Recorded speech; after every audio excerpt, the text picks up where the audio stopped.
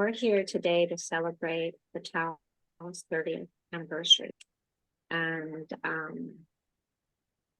I am executive director of now Insitute Institute.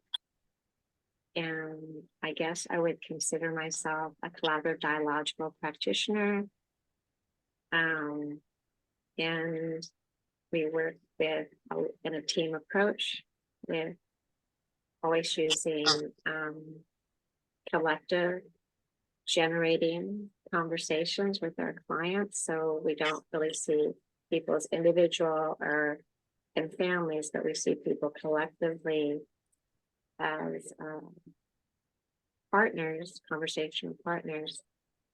And we always work as a team. So my team graciously has offered to help with some of the questions and the recording. Hi, my name is Pavel, Pavel Nepustil. I live in the Czech Republic in the Middle Europe, and I have more identities. As everyone, I guess, but by profession, I'm a social worker, psychologist, psychotherapist, family therapist, and even when I'm saying that, I'm realizing that all the identities was shaped by the Taos Institute and the social constructionist theory. Nowadays, I work in a team that is run by the organization Narrative that I helped co-establish. And I will be telling more about my work later, I think. I have two daughters and my work is actually my hobby too. The questions? Sure. Whoever wants to go first, same question, is how were you first introduced to the Taos Institute? Okay, perfect. So, Pavel, would you want me to go first, or would you like to go first? Yeah, please. Okay. Go. Well, I'm older, so I always get to go first, it seems like these days. So I was introduced to, well, the ideas of social constructionism before there was the Taos Institute. And one of my first introductions to Ken Gergen was a conference that, oh gosh, I don't even know when the conference was, but it's so visual in my mind. And Harry Harleen were there, John Schotter was there, Ken Gergen was there, and Rachel Hermeston was there, and there was a slew of us from the Houston Galveston Institute, because that's where I was trained and then became faculty in the early 80s. And so I'm sitting there with a bunch of my friends who are my colleagues. And because my friends are also the people that I work with, I was going to say that earlier, that I didn't.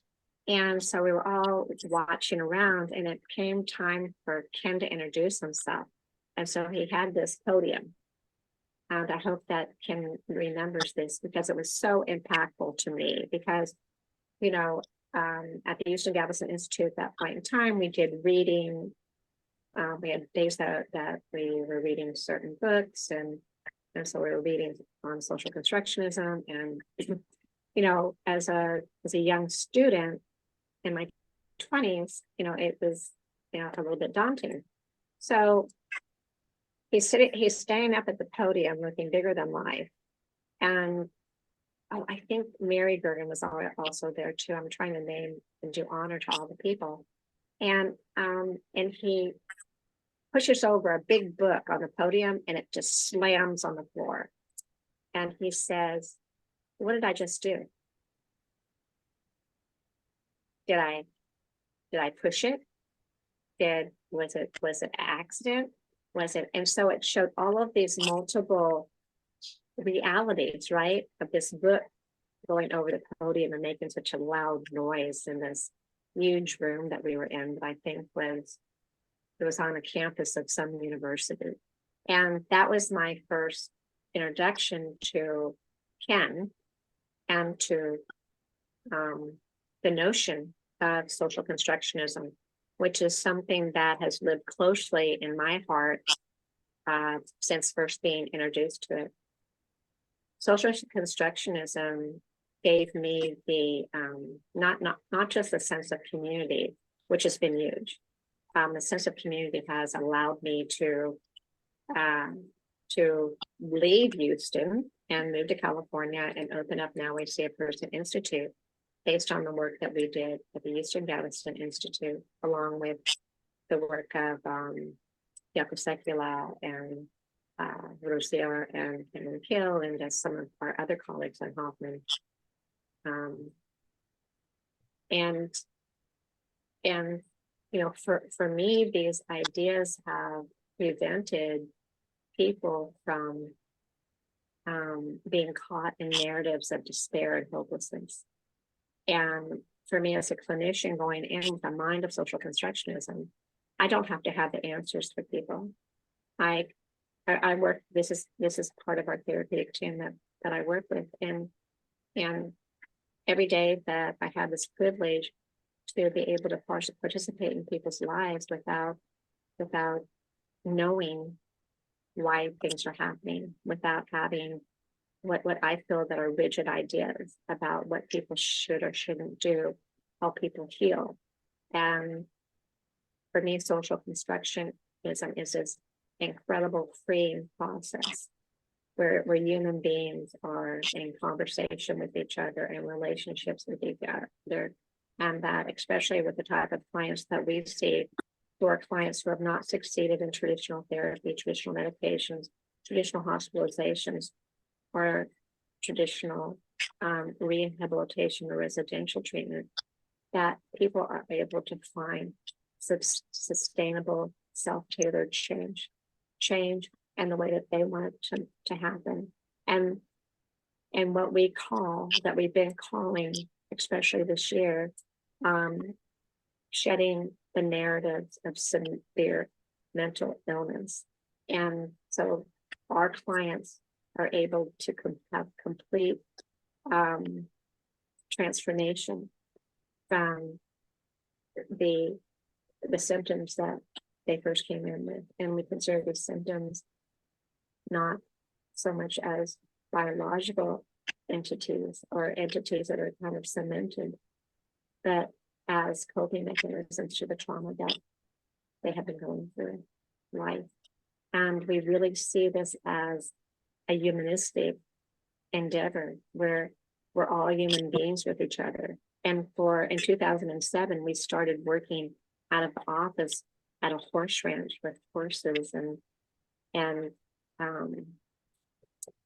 just so much freedom to relate to people as people. And without the Taos Institute, I would have never had the courage to have started a graduate and postgraduate institute. I can tell you that. They have been a pillar of support my whole clinical life. When I was doing research on process ethics, Ken, Harlene, Tom Anderson, they were very prominent in adding their voices to what was so important to me in the field. And I can still remember those initial conversations that, again, it gave me so much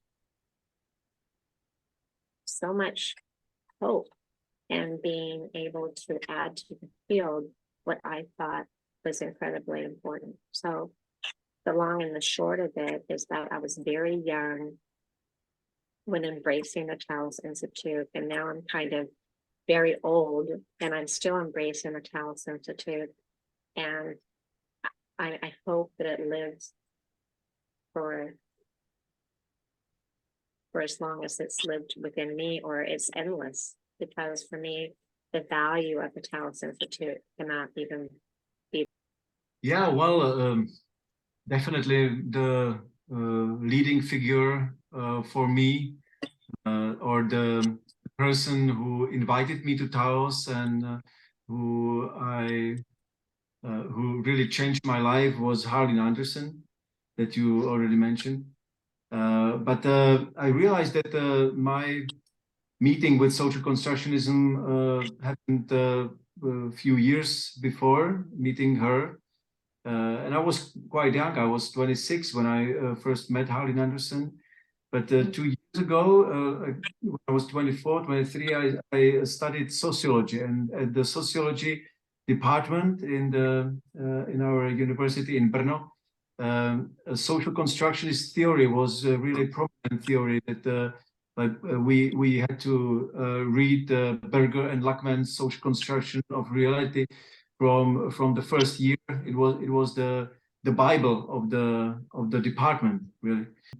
When I found out that there is also social construction theory in psychology, and I met the Ken Gergen's books, I was really amazed, and it changed my perspective. Everything made so much sense.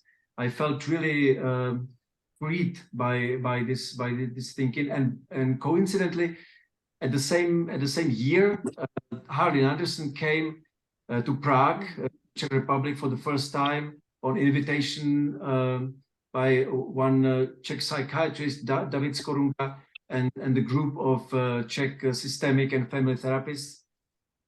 And I met Harleen. I was her volunteer client at the seminar, and I was.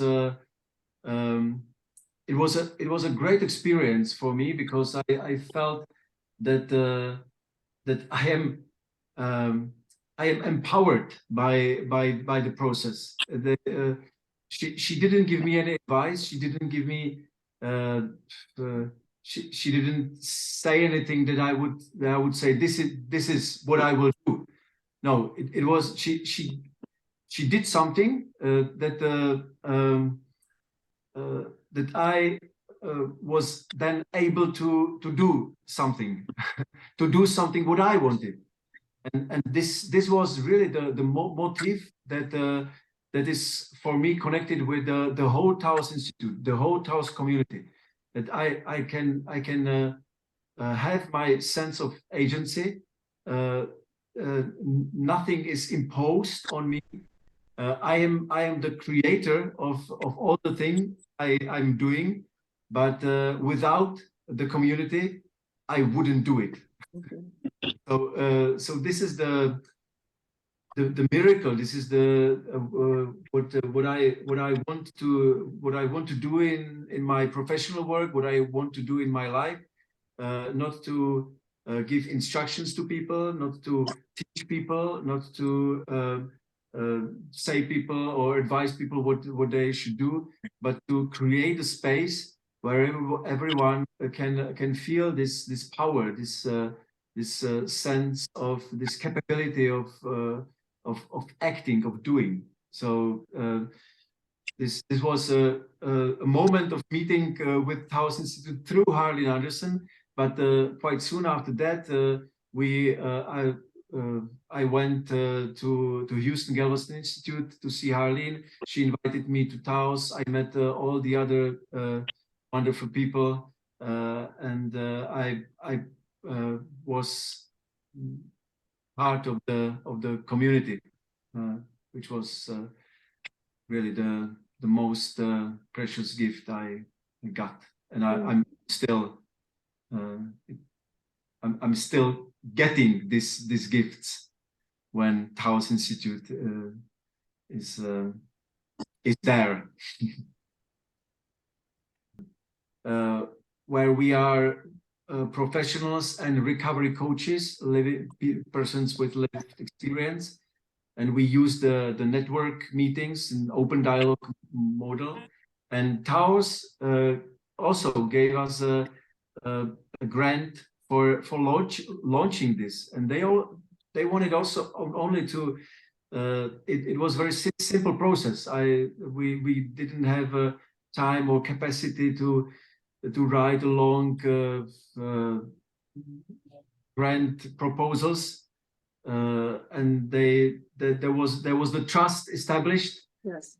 I asked for this grant. They just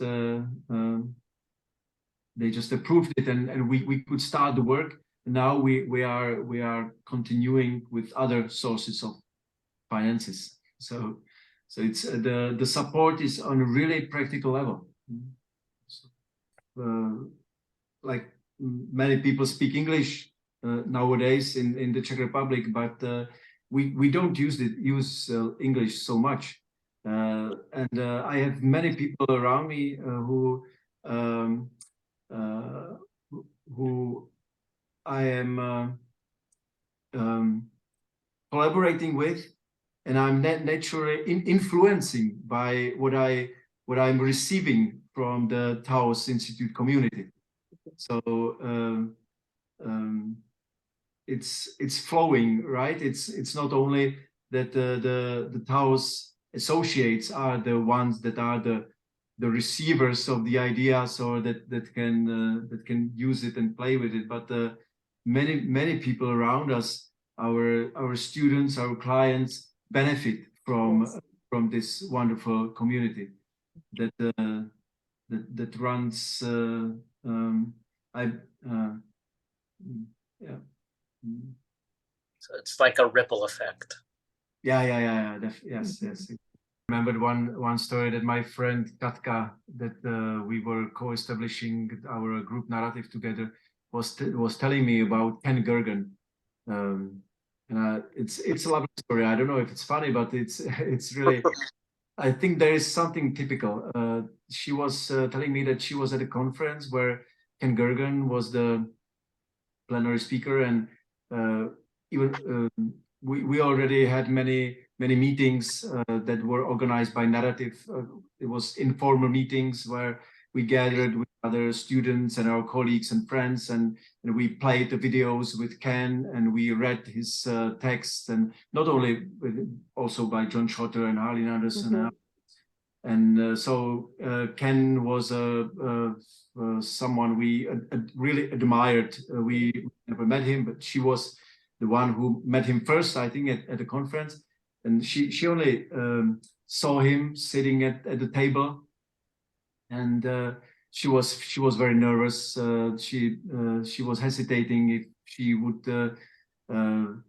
go to him and ask him something, or ask him for signature or something like that. And now she sees him standing up and going to her, and he leans to her and asks, "Are you Katka? I heard so much about you." Yes. And he started to ask questions about because someone told him that in the Czech Republic we are starting something. We started something with social construction. So he was the one who initiated this. Like, wow, you are the important one. You know that. So this is still on my mind, and there's some ethos in that.